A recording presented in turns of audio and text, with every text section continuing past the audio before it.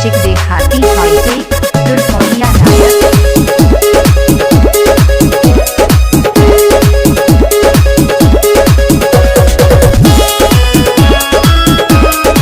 Music by Aman rock.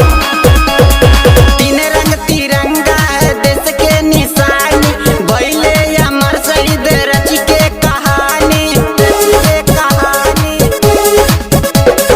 तीन रंग तिरंगा है देश के निशानी, भइले अमर शहीद रच के कहानी।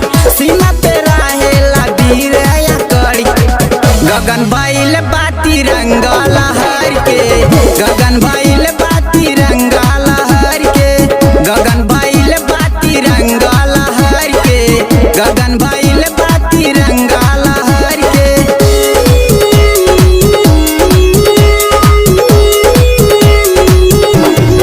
Mix by DJ Abhishek Dehati हॉइटे दुर्गौलिया